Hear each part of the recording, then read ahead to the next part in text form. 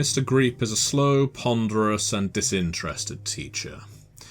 He's almost as dusty and lifeless as the classroom around him. Greep commands each of you to read from textbooks, which you're forced to share, 1 per 2 children. In a couple of cases, there are insufficient textbooks and children are just forced to listen. He drones on about the local city infrastructure, even talks about the site of St. Jude's, which used to be a workhouse, then a factory, and then became abandoned before it was reopened as this place. He starts regaling a bored class about how the bodies of countless orphans and women were discovered at the site some decades ago, but trails off, concluding, "We don't indulge in sensationalist nonsense here. Turn to page 12 where we'll cover imports and exports."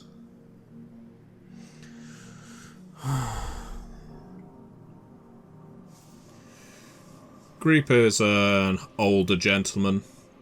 He looks like he doesn't want this job.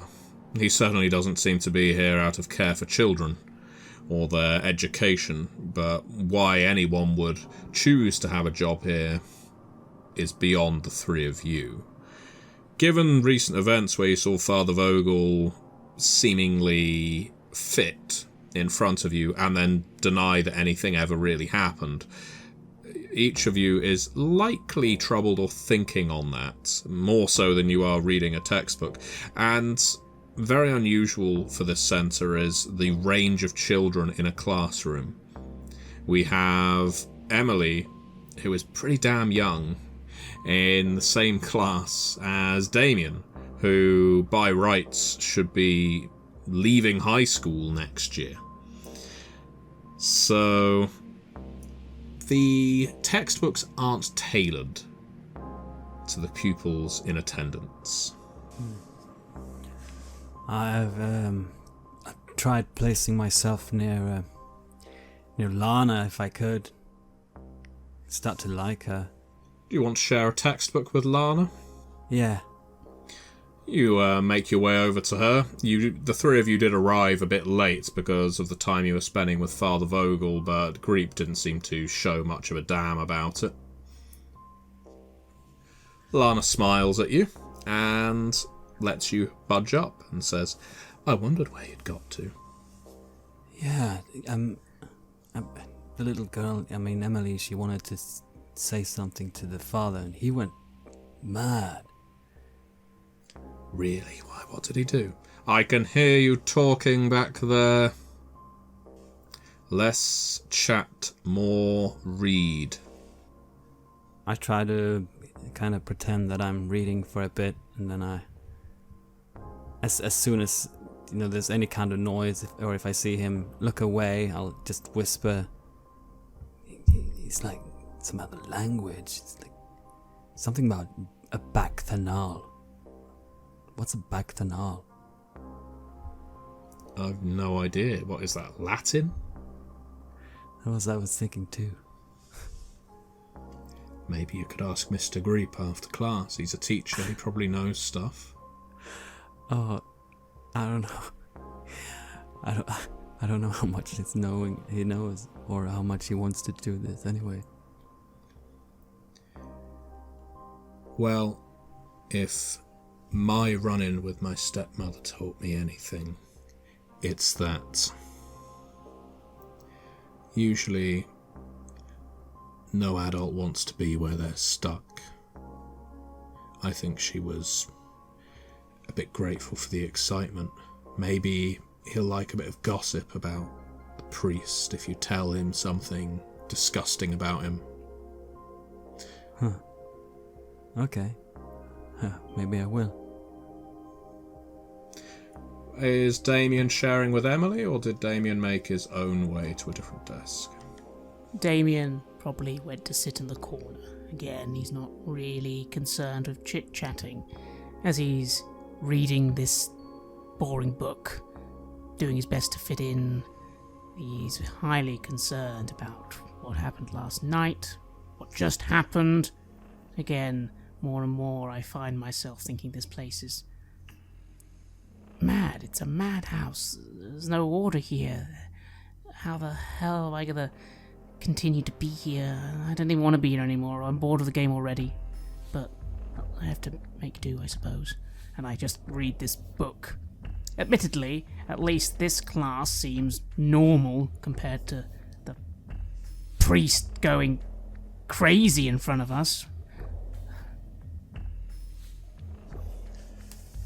No one pays attention to you sat in the corner. I assume you have your back to the wall, as it were. You're not at the front of the class in that corner. Yes, though I'm at the back. There's a big difference between me and someone like Tobin. He really doesn't care about getting in trouble and being noticed immediately, which is kinda cool, I guess, but also really stupid. What about Emily? What's Emily doing? Where's she going? Emily is sitting in the middle of the class, looking at this book she hasn't opened, because she has no idea what's going on right now. She is still in shock from what she saw, and she's kind of regressing into herself. So she's just playing with her toy that she has attached to her arm and fiddling with the glass beads in her pocket while looking at the cover of the textbook. Emily, you feel something hit the back of your head. Something small. Then again another one. And then you hear some laughter. Emily turns around. An ink cartridge hits you on the cheek. No laughter. This is not a funny lesson. This is not a lesson in comedy. Silence is golden, you little shits. Read the book. You're not allowed to throw things. Excuse me, little girl. Who are you? I'm Emily. Full name, stand up. I don't want to stand. Stand up, full name. Emily hesitates, but she, after a little while, stands up and looks at everyone that's now looking at her, and she looks like she's about to have a breakdown. Emily? Emily. I don't brook talking in my lessons, Emily.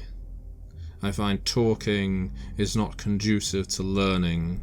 The only person who should be talking is me, and people could talk back when I ask them to, but that is it. Otherwise, silence is golden. You talk funny. I'm sorry. Could you say that louder so that everyone in the class can hear you? You talk funny. He suddenly picks up some keys from his desk and flings them at you. Could you make a reflexes roll, please? Okay, I get 13. Okay. You dodge out of the way of the keys that strike your desk and knock some of the beads you were playing with to the ground. No! Emily gets to the ground immediately and starts crawling around after the beads while she mumbles something. Sit down and shut up. No toys in my class, you impetuous little girl. And he strides over to you and grabs you by the wrist. Emily tries to pull her wrist back. And as she's not even looking at him, she's just looking at the beads that are just rolling around on the floor. He squeezes your wrist and twists it hard. Ow! And he looks around at the rest of the class. You see, everyone, you see what happens when you don't follow the rules. The law is the law, the rules are the rules, order is order, and we must maintain order in this classroom, or things get broken. And he moves his face very close to Emily's and twists her again. I look on in a bit of shock now, and I guess it's complete silent. But the words that Lana said about him probably not wanting to be here or being bored. I mean, there's probably a reason for him here. I just feel a little sick in my stomach. And then another girl walks in through the door. She's stuttering. She's stumbling over her words. I'm sorry. Sorry, I'm late, Mr. Greep. Miss Coachman. And he lets go of Emily's wrist. Why is the Rattler so late for my class? Some other children stole my medicine and have hidden it somewhere. That's not my problem, is it? No, Mr. Greep. No, it's not. Rattler, sit with... No, you're already too late. You've missed vital parts of the text. Escort this little girl to Dr. Crow to get her wrist seen to. She may have fallen and sprained it. Tell Dr. Crow that. Yes, Mr. Greep. And the girl, she's about 13 or 14, she goes over to Emily. Come with me. Emily follows her. I assume you have picked up all of your beads. She picked all of those up she could. It's alright, she says, once you're out of the class. Mr. Greep's not so bad. There's far worse than him. I don't want to be here anymore. Oh, it's okay. I'm one of the prefects. We're okay. We can look after you. You just have to get on our good side, that's all. You electrocute people. What? No, you're mistaken. I saw it. I think you're just scared. Everyone's scared here after their first night, but things get better. Things get easier, I promise. Look, have you seen any pill bottles around or anything like that? Pill bottles? Pill bottles with pills. You know, they rattle with pills in. No. Oh God. God. Is something wrong? I need medicine. I take medicine. I need to take my medicine 4 times a day. Are you sick? No, I'm not sick. I'm just need it to take the edge off. I have to take medicine. Did they let you bring it here with you? No, it's a long time ago. Maybe Dr. Crow will prescribe you medicine. Why can't Dr. Crow... If Dr. Crow prescribes you medicine, could you let me have some? Yeah. Oh, thank you. I would really love to be your friend. My name's Francis. I mean, everyone here calls me Rattler. It's not a nice name, but you can call me Francis if you'd like. Okay. What's your name? Emily. Emily. And she puts out her hand for you to shake. Let's make a deal. What's the deal? You get medicine from Dr. Crow and you share it with me. Oh. Okay. I can try. Thank you. And she grabs your hand, the injured one, and shakes it. Ow, ow, ow. Oh, I'm sorry. And she takes you to Dr. Crow's office and knocks on the door. Says you should probably sit on the stool outside and wait for Dr. Crow to come out when she's ready. She doesn't like to be disturbed, so you just knock. I've knocked, you don't need to knock again. She'll open the door when she's ready. I don't want to be alone. If I don't go back to Mr. Greep's class, I'm going to get in trouble. He's mean. He's strict. He has rules, and if you don't follow them, you get in trouble. But he really isn't the worst of the bunch. You can get on his good side. Everyone here has a good side, really. Haven't seen much of that. I imagine he's just as nervous as you are.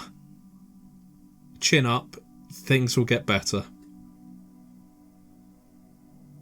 Okay. That's a nice toy you have on your sleeve. It's not a toy. Oh, I'm sorry. It's a monkey. Oh, is it? What's his name? Haven't really decided yet. Why don't we come up with a name for him together? Okay. Maybe if we get enough pills, we could hide them in your monkey. No one would look there. No. He only eats monkey food. Well, we can pretend it's monkey food, can't we? No. I'm not sure that you're as nice as I thought you were.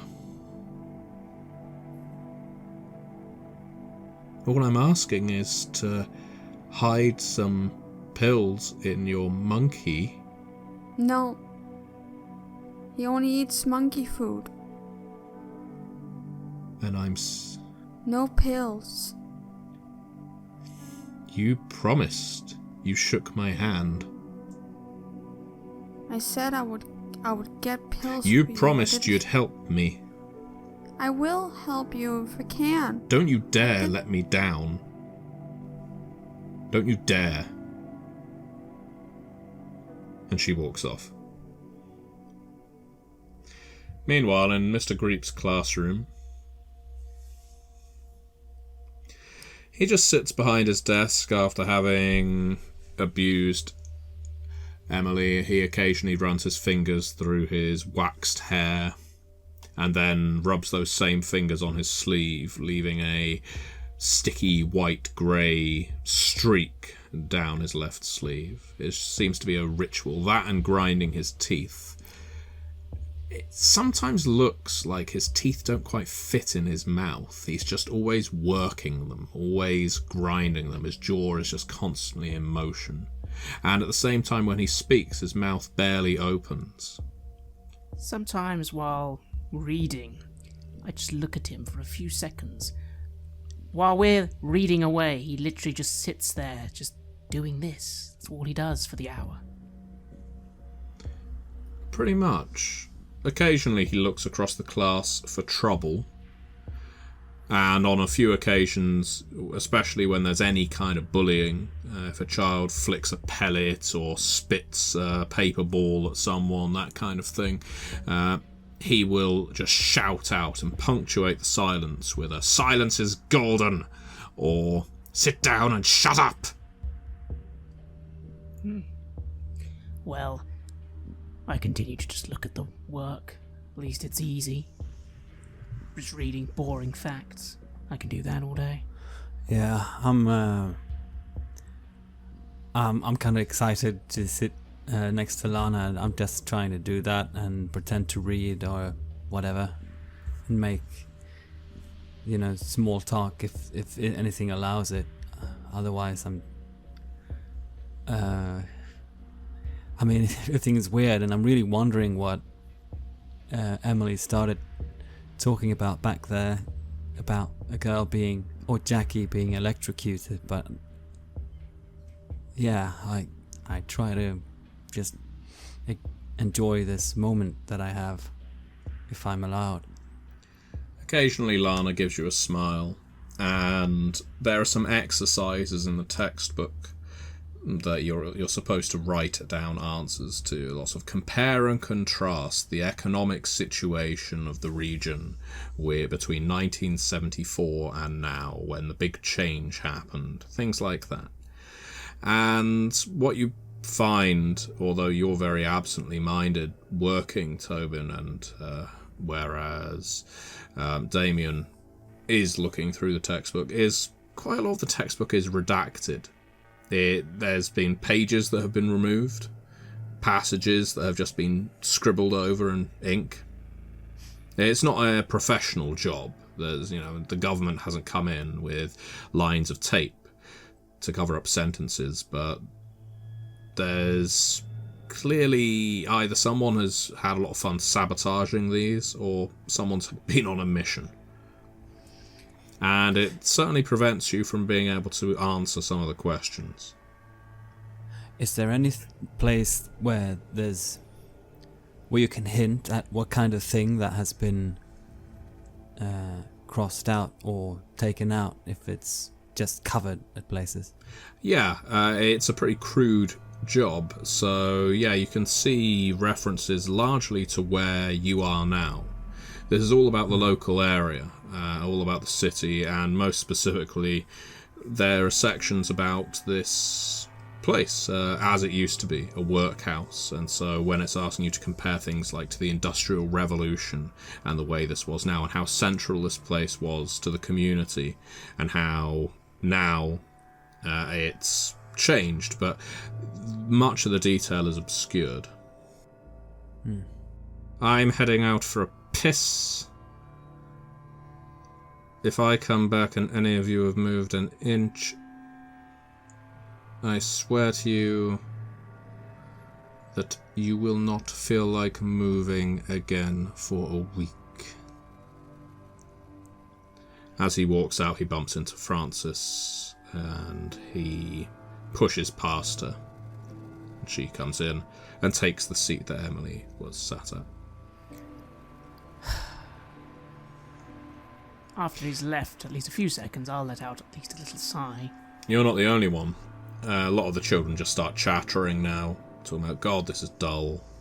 And this man's a bully. He's worse than any teacher I had on the outside. The prefects are generally laughing among themselves. No one is focusing on the work, that's for sure. Even the prefects are reading this. How many times have they read this? I don't know. I don't know how long they've been here. I get the impression they must have been here for longer than a year. Yeah. You know, if this school part of St. Jude's has been running for this long. Did you have an okay one? I mean, showing you around? No, not really. I think they're all pretty nasty, to be honest.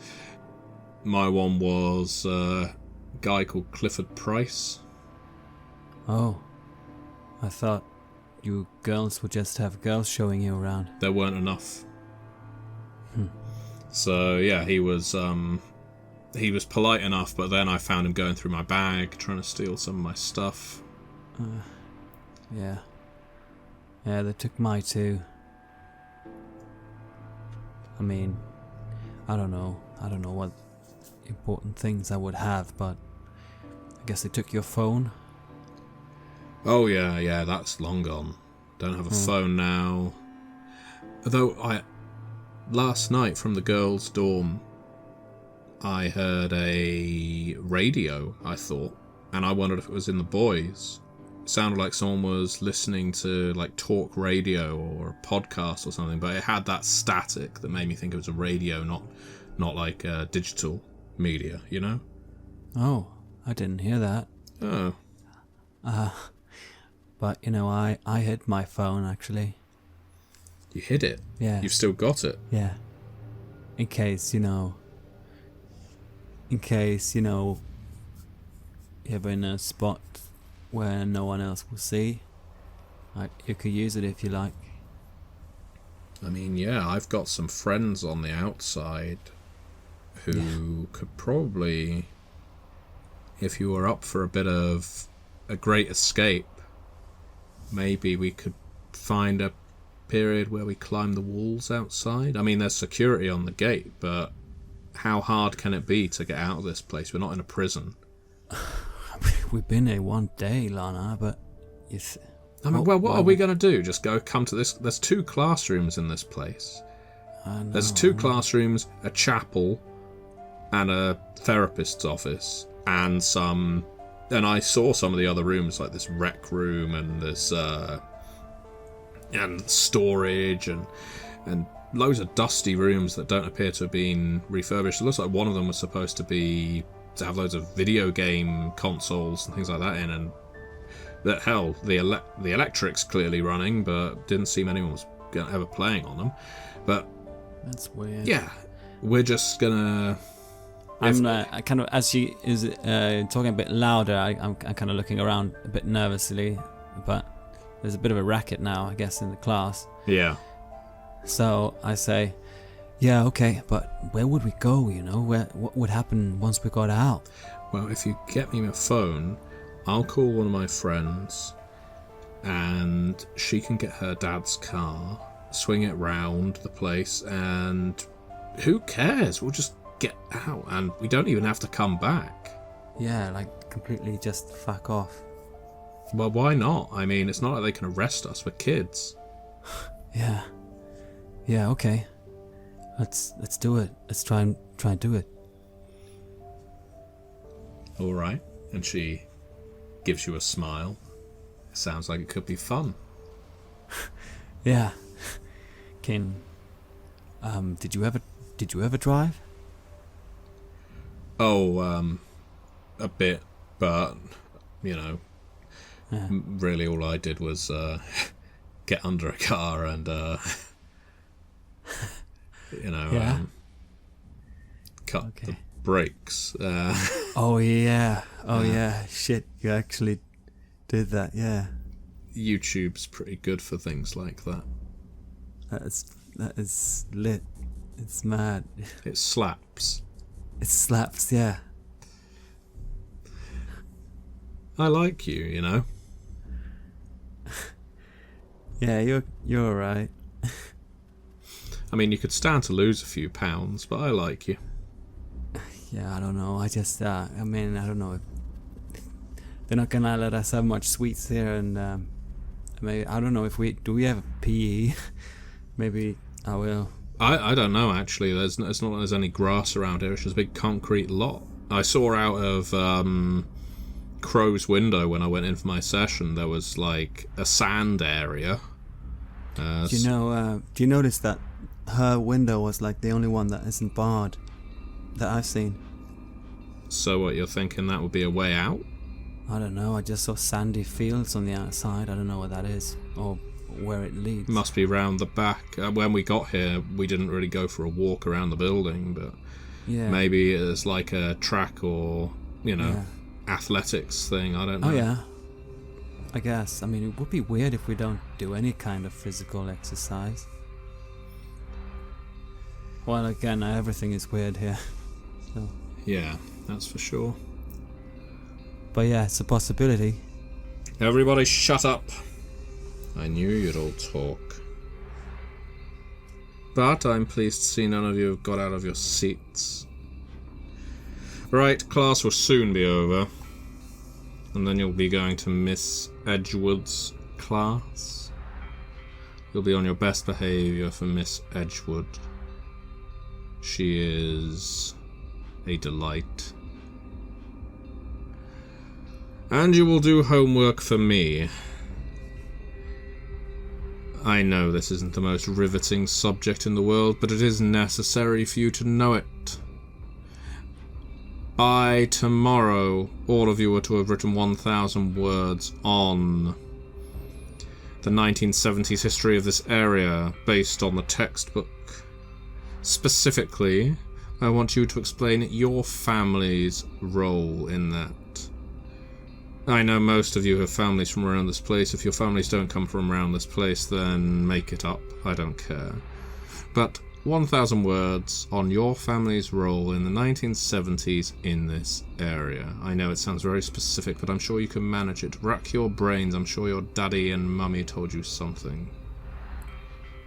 Inwardly, I have to hide a snort of derision at the concept of making it up. Which, sure, that's exactly what I'll do, because of course my parents don't come from round here. But whatever, I'll do this task.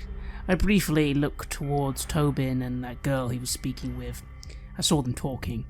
Oh, he's such an idiot. He actually probably thinks that girl likes him, when actually she's totally just using him for amusement, and he's too idiotic to see it, but good for him. Anyway, I look at the book and I think to myself, I'll do this task as quickly as I possibly can. There's no bell that signals the end of the class. Eventually, Greep just claps his hands and says, "Right, that's enough, everyone go." And as chairs scrape and people start getting up, Dr. Crow opens the door to her office and sees little Emily sat there. Emily! What are you doing here? It's not your appointment yet. I heard you knock on the door, but I've been neck deep in paperwork, almost literally. I was told to go here. Oh, come in, come in. You must be having troubles. Take a seat on the stool. Okay.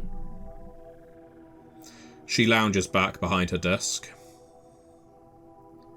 Sunlight continues to stream through the window behind her. So what appears to be the trouble? I don't want to be here anymore. Oh, Emily, that's perfectly normal. You need to be a big, strong girl. You've been here for less than 2 days, and you're already wanting to go home? I'm not big or strong. But you can be. You can be. Listen. I've been watching you since you arrived. I keep my eye on everybody here, and I know you're having some difficulties. I know that you're struggling. It must be hard being so young and being away from Mummy and Daddy. Someone got electrocuted. Really? Is that so? She nods. Well, that's very troubling indeed. Electrocuted. Well, an accident, I assume. No. How could you electrocute yourself on purpose, Emily? I didn't get electrocuted. Someone else did. Do you know who? A student. Do you have the name? I can't remember the name. Well, no students have come to me to say they've been electrocuted, Emily. Just because they're scared. Or maybe it was just a bad dream. No. Maybe someone told you someone got electrocuted just to scare you. No. I know you sometimes see things that aren't real, Emily. And this was real. Well, there was no bugs. Here we are with the bugs again. Listen. Do you feel like bad things are happening to you?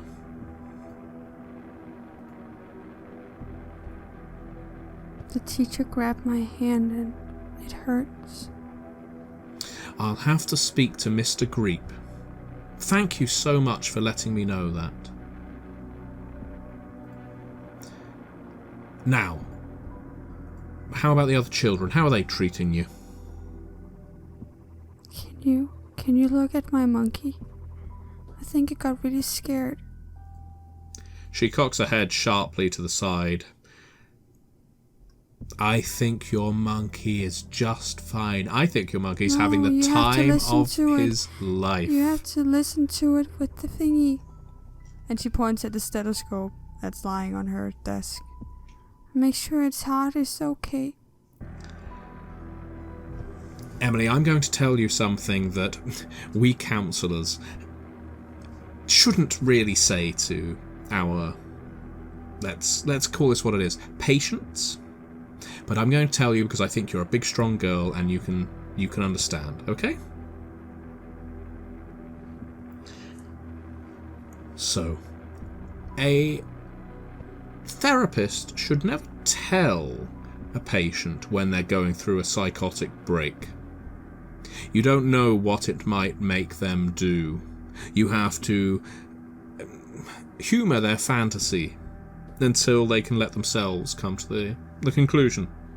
And then be there for them as a safety net. Do you understand? Talk weird. Just like a teacher talks weird. Use very big words. And yet I think you probably understand them all because you're a very, very intelligent girl.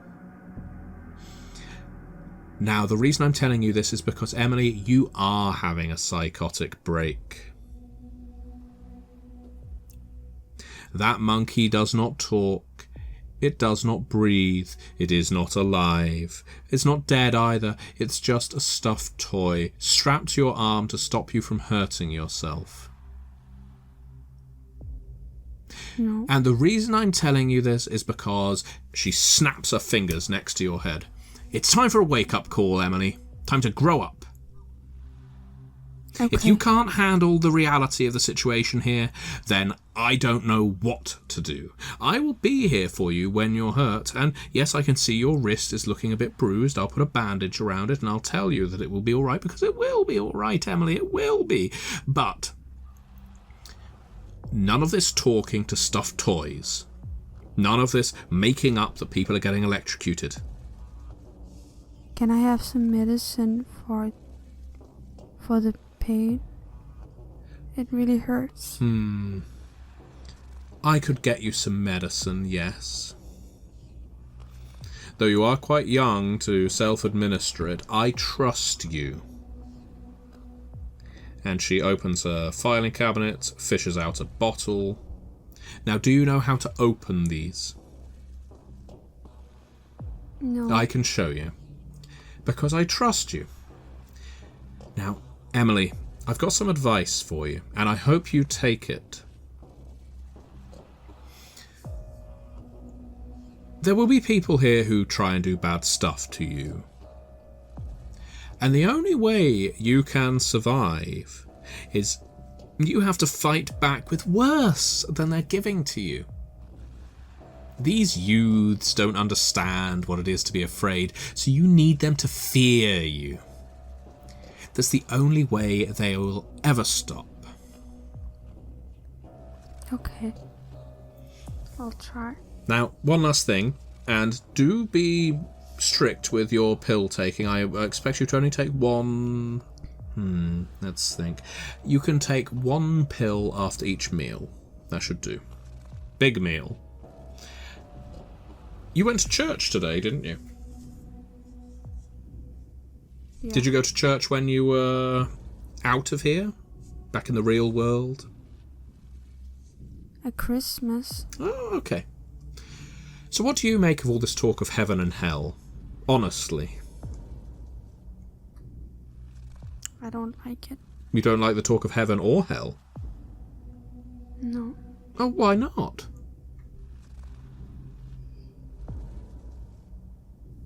Because it's not real. Ah, ha, ha, ha. Well, and she punches her forefinger into the table as if she has just cracked the atom. You know heaven and hell aren't real. Therefore, that monkey on your arm isn't real. There we go. No, he is. And Emily caresses it. Take some of those pills. You'll feel right as rain come the morning. Okay. I'm gonna go now. Emily, before you go, you should know, and don't share this with Father Vogel, it will hurt his feelings. Heaven and hell are a human construct, and hell is only as painful as we allow it to be. Okay. Okay, you better get to Mrs. Edgewood's class now. Okay. Have fun. Oh, and your arm. She gives you a roll of bandages. You can do it, not too tight, but tight enough. I've got another pupil to see. Emily takes the bandage and looks completely lost, but takes it with her regardless. Are you heading to Edgewood's class, or are you doing something else? She's gonna wait outside the classroom and see if she can find Francis. You do bump into Francis as the rest of the pupils are filing into Edgewood's class, and I would just like to check, are Damien and Tobin doing the same? I'm staying behind a little, just, I want to see if, I want to tell Mr. Creep, or ask him actually, about what happened with Father Vogel. I would just head to the next class. I'll pass by Tobin. My mind will be a little concerned about Emily. But, again, nothing I can do. So I'll just get the bag up and head to the next class quickly. I want to make sure I can sit at the back again. Okay. So, Damien, you see Emily, and you see Emily about to get into a conversation with the girl that Greep addressed as Rattler. Kind of just watch, walking past. Well, have you got it? Emily kind of looks around, being aware that she is in the middle of a hallway. Think maybe you should get it another time. Let's go to the bathroom. Edgewood won't mind. Okay. As long as I don't get in trouble. You won't get in any trouble. I won't let you. Okay. Francis and Emily dart to the bathroom. I feel again a moment of thinking, should I do something? But at the same time, I mean, the girl's going to the girls' bathroom. I can't really. Ugh. God damn it. I can't do anything. I'll just head to the class. But I definitely note down that it looked quite weird that this girl was taking Emily off somewhere.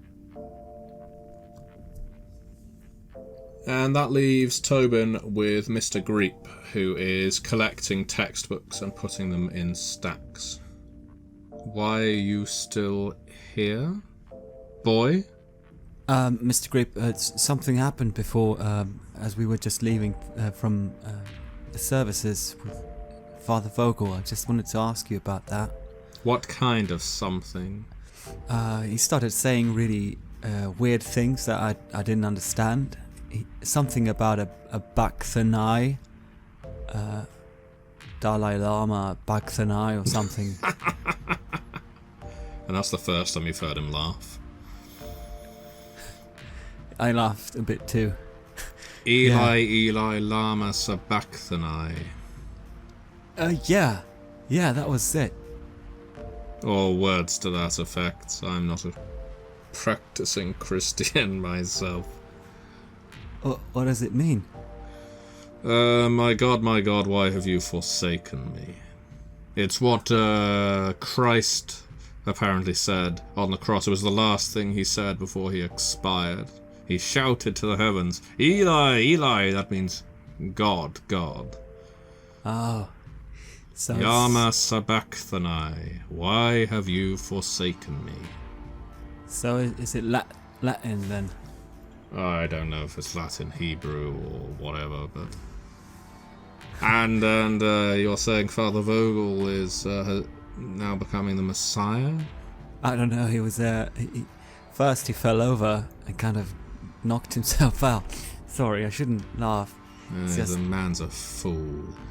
And then he said he was fine, and then he started shouting that as we left, because Emily told him something about a girl having been... Yeah. That'll get his attention. He likes the girls. Yeah. See some kind of... Is he bad? Oh, he's not the worst of us. Yeah. But he is a fool. And now you need to get to Edgewood's class. You've been lingering here for far too long, and I am not your friend, boy. Thanks for answering my question, Mr. Greep, I say, and I go. Rare to find a boy interested in languages. I just nod as I leave the room.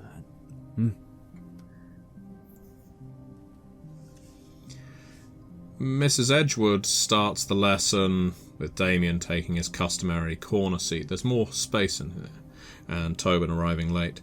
Buoyant and excited about the subject at hand, but as she notices children talking over her, she swiftly slumps into depressed disinterest.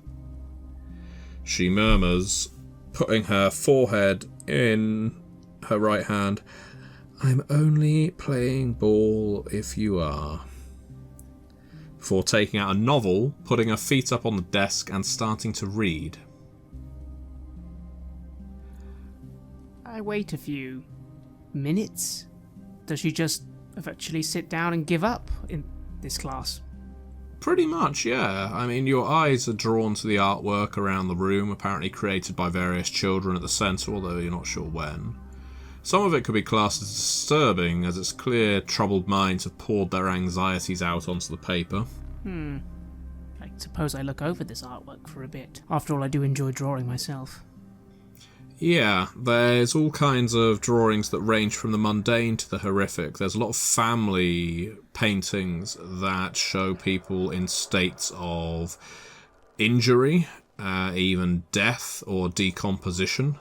There's burning buildings. There's brutalistic high-rises dominating the surrounding buildings. There's lots of images of destruction and violence, but they've all been painted with poster paint, all thick and gloopy, none of it terribly high quality. I mean, this is classroom painting made by children between the ages of 9 and 14, so you're not likely to see anything by Turner here.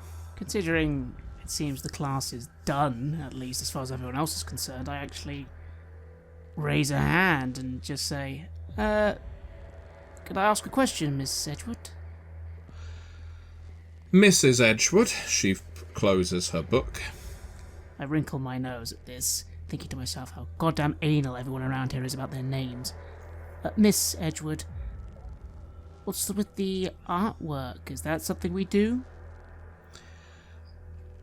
If you would like to do some painting, she perks up again, I will bring out the supplies. One of the few things we have in lots of supply is paint and paper and some brushes as well, which will help. Though if we don't have enough, you can always use your fingers or your tongues. I don't really mind. So who's up for painting? There's a little bit of interest around the room. That sounds like interest to me. Thank you very much. What's your name? Damien, Mrs. Edgewood. Damien! Well, top marks to you, Damien, for taking part. I'll be back momentarily with my trolley of supplies. And she pretty much skips out. In the bathroom at this time. So what did you get? I don't know. Pills? Can I have them? Yeah. Do you need any? No. I'm okay. Thank you. Thank you. I'm so sorry I nearly lost my temper earlier. It's just someone has hidden my pills or flushed them or something like that, and I really, really need them. I really, really need them. Without them, I can get a little bit wired. So when I say thank you for these, I really mean it. And she looks at the bottle. Surprised she gave these to you, but that's cool. I'll take these. I hope they help you. They can't make things much worse. I'm going to stay in here and take some of them. You can go to class if you like. Okay. Hope it makes you healthy again. Thank you, Emily. I think we can be friends, can't we? Maybe. And Emily leaves and walks to the class. You see Mrs. Edgewood coming back with a trolley of paint. Oh, come on. Don't be late. I'm sorry. That's all right, it's all right. It's just art. Art isn't really important. I like art. Me too. It's the unimportant things that make the world go round, really, isn't it? Like you and me. Yeah. Think so. Yeah, well, take a seat. Okay, everybody, I've got painting supplies. Unfortunately, the only colours I've got are reds and blacks. We're all out of everything else, but that means I expect to see some moody paintings. Maybe something depicting sunset. That could be nice, couldn't it? Something warm, maybe a nice fire. I know you like fire, don't you, Dylan? And what else? What else is dark red in colour? Damien, my top student for the year. What else is dark red in colour? I'm half tempted to say the most obvious thing, but that would sound a little weird, so I actually try and think of something else, and I kind of say, trees. When the sun sets, trees are sometimes that colour. Sedgwood. So we could do a forest. Black trees, red bark, that sort of thing. I'll believe it when I see it. Okay, well, that's your assignment, everybody. I want to see some moody forest scenes. You can all thank Damien for this assignment. And no scary eyes lurking in the darkness and looking out from within the thickets. I know what you're like. I want to see nature on the paper. If you don't have enough equipment, you can share. And I'll be walking around. I wrinkle my nose. Definitely not having expected this reaction, and now suddenly quite concerned that some kids are going to be paying attention to me. I didn't actually think she was going to bloody get the whole class painting. Ugh. So do all three of you get into the painting? Yeah, I mean, I think I'd give a thumbs up to Damien.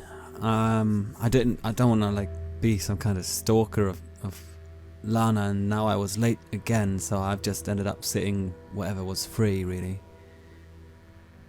I look over and see a thumbs up from you, and I think, alright, at least he's happy. Yes, I'll get in the painting. I suppose it's something to do.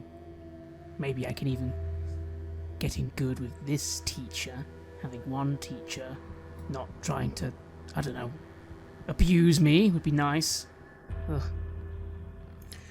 Well, now we can actually look at your stats, each of you, because depending on the type of painting you want to do, we'll be using a different attribute. So, for instance, if you want to do something that's really just quick and messy, you might use reflexes. If you want to do something that's quite thoughtful and deep, maybe you'll use reason. If you're trying to use something maybe from memory, you might use perception. If you're trying to be quite impressionistic, maybe you'll use intuition or even violence. So, tell me, Emily, which of your attributes are you using? I think Emily has a lot of chaos in her mind. So I think she will try and depict that. So it's going to be quite a violent piece of art. A lot of explosions of colors and disorganization and very abstract. So I'm not really sure what could fit into that. Well, violence works. So if you roll 2d10 and add your violence attribute. Okay. Well, I get 14. 14? It's not a bad piece at all. I mean, it's amateurish because you aren't a, well, educated painter, I guess, but you certainly pour your heart out, and it does come across as violent. So tell me what you depict. Emily is making a self-portrait. So she's drawing a very stick figure-ish girl, or at least trying to. That's very small on the piece of paper, kind of trying to express how small and vulnerable she feels in the world right now. And she's drawing her monkey too. She definitely puts the most time and effort into drawing the monkey on her arm. And there's around her, it's just a mass of scripty lines, black, red, thick, thin, surrounding this character. And it takes up 95% of the drawing, where she only takes up the rest. Lovely. Edgewood walks by you at one point and looks over and says, "Doesn't look much like a tree, but I think I get what you're going for. Keep working on that." It's the bugs. It's the bugs. Yeah. Well, bugs do live in trees, you're quite right. Anyway, I'll be back because I'm going to be grading these at the end of the class, and you've got a good chance of being top artist for the day. How about that? And she walks off. And what about Damien? What's he going for? Damien would have gone for something perception-based, just trying to paint something from memory. But to be honest, his attention isn't really on it. After all, he prefers to draw, not paint with black and red. So using perception, I got a 9. It's a little lazy. In fact, it's very lazy. It's rather poor, in fact. You've done better with your drawing, certainly. And you can tell, despite the fact you almost volunteered this on a bit of a lark, you're now realising how bad your work looks compared to everybody else's. And when Edgewood walks over to you, she bites her lip and leans over and says, "Would you like to start again, or are you going to persevere?" Maybe I should start again, Mrs. Edgewood. Maybe. Or do you want to try and make something out of this?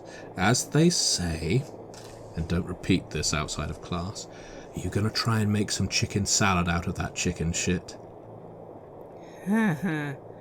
Yes, Mrs. Edgewood, I get what you mean. I'll work on it.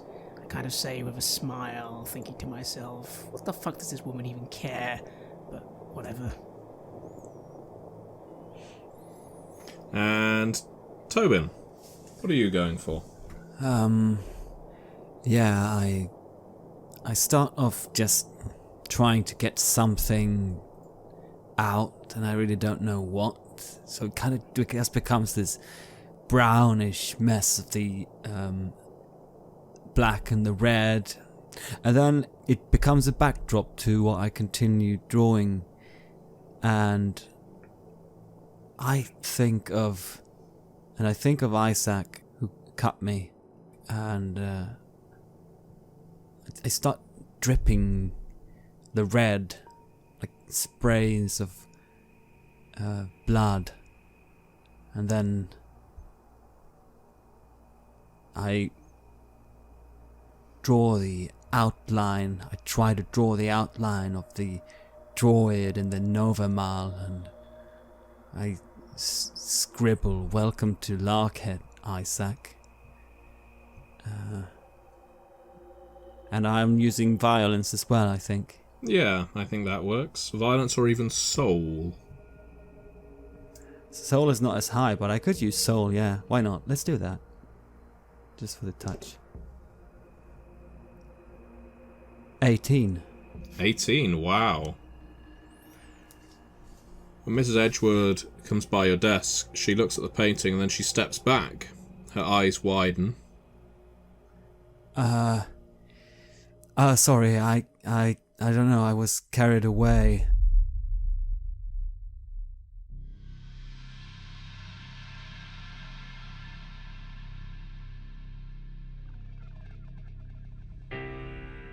You have listened to an episode of Red Moon Roleplaying, where we played the scenario It Started and Ended with Screams for KULT Divinity Lost, from the upcoming Screams and Whispers scenario collection. The scenario was written by our dear friend Matthew Dawkins, who is also our game master. Joining Craig and Hjalmar was the talented Klara Herbøl. The music was made by Atrium Carceri and was used with permission from their label Cryochamber. Check out their website at cryochamber.bandcamp.com or their YouTube channel for some moody dark ambient. We would like to give massive thanks to our champions of the Red Moon, Martin Heuschober, Nastasia Raulerson, Simon Cooper, David, Julia, Camilla, Ludwig Manford, and Robin for their generous support. And we would of course also like to thank all of our other patrons. Without your support, the show would not be possible. If you want to support our work, please check us out on Patreon. You can get access to bonus campaigns for KULT Divinity Lost and Coriolis there, as well as get early and raw access to all of our recordings. You can also hear your name read on the show as a champion of the Red Moon, as well as play KULT with us. Most importantly, that support is what keeps the show going, so do check us out there. Thank you again for listening, and remember, death is only the beginning.